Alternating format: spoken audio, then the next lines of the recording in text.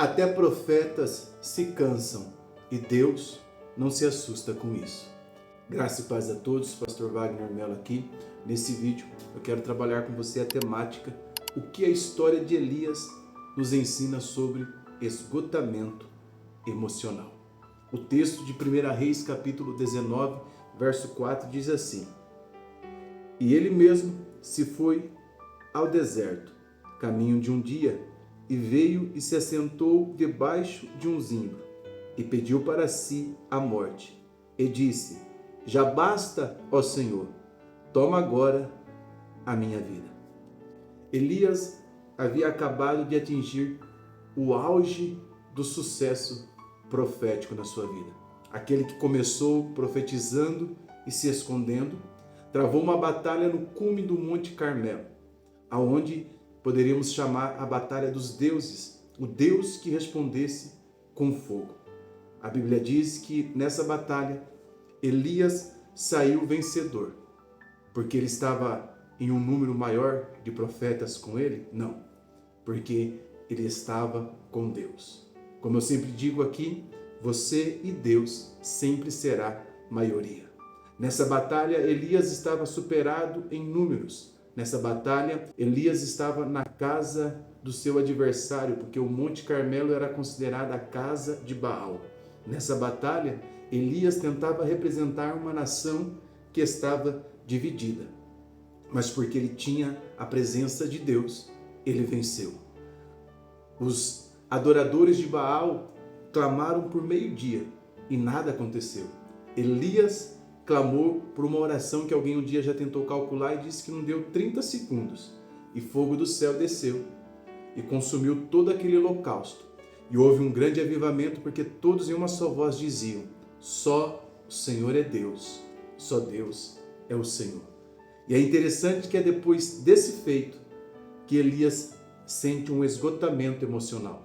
Um homem que enfrentou mais de 800 profetas de Baal e Azera está fugindo da declaração, da ameaça de uma mulher. Isso não te chama a atenção? Provavelmente isso aconteceu porque Elias estava esgotado espiritualmente, emocionalmente. E eu quero mostrar para você nesse vídeo algumas lições que esse texto nos traz. Primeiro, o esgotamento ele pode chegar depois de grandes vitórias. Elias não estava esgotado ou vivendo um período de depressão, de angústia, porque ele estava vivendo um fracasso. É o contrário. Ele estava, como eu já disse, no auge do seu ministério profético. Deus havia acabado de responder por fogo. A nação havia acabado de ser despertada.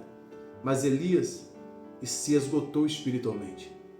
E Jesus ele tinha uma prática que eu acho muito interessante. Toda vez depois de longos dias de trabalho, de servindo a multidão, você vai encontrar nos evangelhos declarações como: e Jesus se retirou para orar. Jesus se retirou à parte. Porque Jesus está ali nos ensinando que nós precisamos cuidar do nosso físico, do nosso emocional, do nosso espiritual. Porque antes de estarmos de pé para servirmos, nós precisamos estar prostrados diante daquele Deus que nos chamou para servir, para que Ele possa nos dar a sua graça, nos preencher com a sua força. Nós não fazemos a obra de Deus baseado na força do braço humano, nós fazemos a obra de Deus baseado na força que vem de Deus. Elias se esgotou emocionalmente, espiritualmente. O esgotamento fala alto, mas Deus fala mais profundo. E sabe o que me chama a atenção? É que Elias ele enfrentou uma pressão emocional muito grande, uma ameaça, e ele estava com cansaço acumulado. E foi depois de grandes vitórias. Mas há uma segunda lição que eu quero compartilhar com você. O esgotamento emocional, espiritual, ele distorce os nossos pensamentos. Pois ele vai dizer no verso 4, já basta, toma a minha vida. No verso 10 ele faz uma declaração que você vê como que ele está com a visão distorcida. Ele diz assim, só eu fiquei. Era como se ele estivesse dizendo para Deus, Deus, eu sou o único que o Senhor tem aqui para usar. Se eu me for a obra do Senhor, não tem mais representantes. E aí Deus começa a tratar a visão de Elias. Com amor, com carinho, Deus diz para Elias: Elias, tem 7.000 joelhos que ainda não se dobraram diante de Baal. E eles estão comendo pão e água. Quando eu leio esse texto, eu observo que Deus carinhosamente está dizendo para ele: Elias, eles são mais crentes do que tu. Porque enquanto você passou com água e carne que os corvos traziam, eles estão todo esse período com pão e água. E os joelhos deles não se dobraram diante de Baal. Às vezes nós temos essa crise de Elias e por isso que nós somos levados ao esgotamento. Se eu não for visitar, quem que vai visitar? Se eu não for abraçar, quem que vai abraçar? Se eu não for, e a gente vai fazendo para os de fora e para de fazer para nós. Autocuidado é carinho consigo mesmo. Talvez seja essa frase que você escreva comigo aqui nos comentários. Autocuidado é carinho consigo mesmo. Nesse vídeo aqui que está dentro do meu e-book, onde eu trouxe um treinamento para obreiros, há uma frase que eu falei ali que eu quero trazer para você. Eu falei que antes de cuidar dos outros, nosso ministério não começa cuidando dos outros, começa cuidando de si mesmo. Porque Paulo diz isso a Timóteo, que foi o texto base que eu usei nesse treinamento para obreiros. Cuida de ti mesmo. Só depois de eu cuidar de mim, eu posso vir aqui gravar um vídeo para tentar cuidar e ajudar outros. Entende? Às vezes nós estamos vivendo um esgotamento porque nós estamos tendo o nosso pensamento, uma visão distorcida da vida. Elias está aqui, o esgotamento ele não muda a realidade, ele muda a forma como você vê a realidade. Escreva isso para você guardar. O esgotamento não muda a realidade, ele muda a forma como você vê a realidade. É por isso que quando você está se sentindo esgotado, você precisa ir descansar. Observe a terceira lição. Deus cuida primeiro do corpo antes de tratar a alma. No verso 5 a 7, a Bíblia diz que o anjo trouxe comida. Existem alguns problemas que acontecem na minha e na sua vida que vai ser resolvido não com oração, sabia? Entenda isso nesse vídeo. Existem problemas na minha e na sua vida que Deus vai resolver, que nós vamos resolver, não é na oração, não é no jejum, não é buscando a Deus. Às vezes é dormindo, às vezes é fazendo uma caminhada no bosque.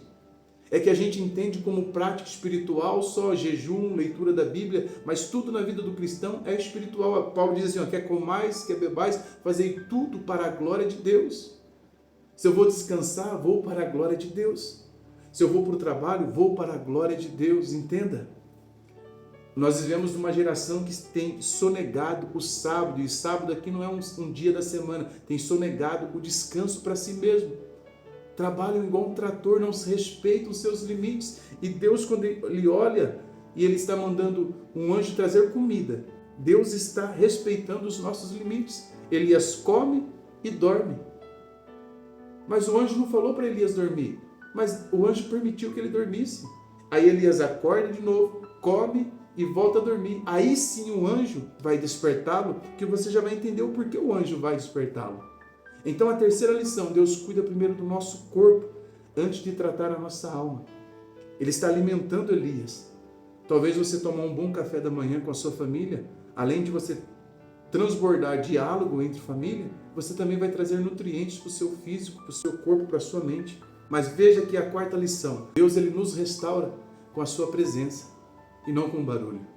A Bíblia diz que veio vários elementos e Deus não estava naqueles elementos, mas de repente veio uma brisa suave e Elias conseguiu ouvir a voz de Deus.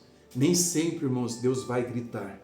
Às vezes, Ele vai sussurrar e você precisa estar desacelerado para ouvir a voz de Deus. Te dou um exemplo bem básico. Uma tartaruga e um coelho vão percorrer o mesmo caminho. Quem vai chegar primeiro? Com certeza você disse que o coelho. Agora eu te pergunto, quem vai ter mais riquezas de detalhe para relatar para você lá no final da prova acerca daquele caminho? Não há dúvida de que é a tartaruga. Porque o coelho, ele chegou primeiro, ele percorreu o caminho mais rápido, mas a tartaruga, ela visualizou mais detalhes da caminhada.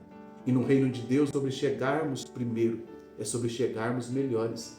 sermos hoje melhores do que ontem, amanhã melhores do que hoje. E por que Deus traz esse processo de restauração na nossa vida emocional e espiritual? Porque Deus nos dá propósito novamente. Esse é o quinto ponto que eu quero tratar com você. Deus nos dá propósito novamente. No verso 15, 16, Deus envia Elias de volta. Ele dá uma missão. Quando Deus diz para Elias que ele ainda tem 7.000, além de mostrar para Elias que existiam pessoas que estavam vivendo em situações mais difíceis do que a dele, ele está dizendo, você não está sozinho. Não está sozinho porque você tem ainda 7.000 irmãos que estão fiel à minha palavra e você não está sozinho, porque eu estou com você. Aleluia. O céu declara para você hoje, o Senhor está com você. O esgotamento diz, acabou, mas Deus está dizendo, continue. Oh, aleluia.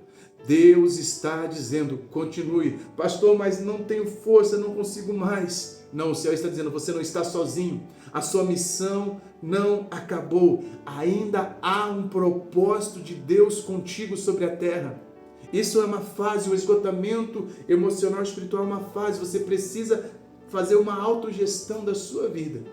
Pedir direcionamento para Deus e voltar. Não há problema, irmãos, em alguns momentos na nossa vida nós nos retirarmos para reflexão, para descanso. O problema é quando nós nos retiramos para o deserto e não voltamos mais para a vida. Tem assim tempos em onde você se retira, onde você se permite o descanso, onde você se permita a autorreflexão, mas volte para a vida, volte para os seus amados, volte a se permitir ser instrumento de Deus na vida de outras pessoas. Essa é a minha missão, essa é a sua missão. Entenda, você não está sozinho. Você pode estar passando por um momento de esgotamento, mas o céu está dizendo para você hoje, come, bebe, porque muito longo te será o seu caminho. Se esse vídeo te abençoou, compartilhe ele para 3 pessoas. Não se esqueça, hoje às 3 horas, o segundo vídeo da nossa série sobre como pregar a palavra de Deus. Se você não viu o vídeo de ontem, vou deixar ele aqui para você. Deus te abençoe. Até o próximo vídeo. Forte abraço.